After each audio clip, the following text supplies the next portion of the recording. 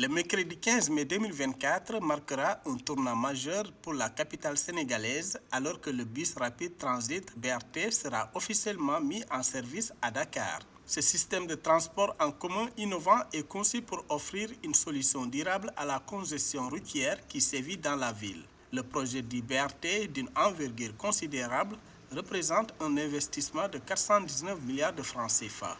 Ce montant témoigne de l'engagement des autorités sénégalaises à résoudre les problèmes de mobilité urbaine et à améliorer l'efficacité du transport dans la capitale. Ainsi, pour l'exploitation commerciale du BRT, les tarifs passagers varient de 400 à 500 francs CFA avec une mobilité régulière, sécurisée et confortable. Ce sera entre 400 et 500 francs. Ça veut dire 500 francs permettra de faire tout le couloir, 18 km entre Guédiawaye et Petersen. C'est un vrai soulagement quand vous voyez qu'il y a encore certains de nos concitoyens qui payent jusqu'à 2000, 3000 francs entre Guédiawaye et Petersen sur des véhicules privés dans des conditions parfois très peu acceptables. Selon le gouvernement sénégalais, le BRT censé fonctionner à l'énergie solaire va transporter environ 300 000 passagers par jour.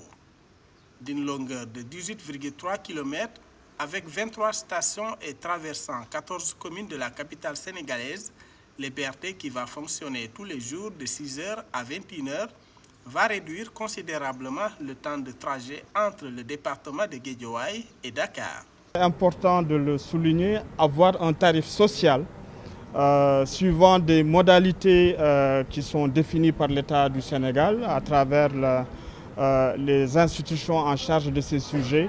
16% des usagers pourront profiter de ce tarif social qui sera la moitié en fait tarifaire, ça veut dire 200 francs ou 250 si vous êtes éligible naturellement au tarif social. Selon les données de l'ANSD, la région de Dakar compte près de 4 millions d'habitants, soit près d'un quart de la population du Sénégal, et devrait atteindre 7 millions d'ici 2040. En introduisant le BRT, les autorités cherchent à améliorer la fluidité du trafic, réduire le temps de trajet et promouvoir un mode de transport plus respectueux de l'environnement.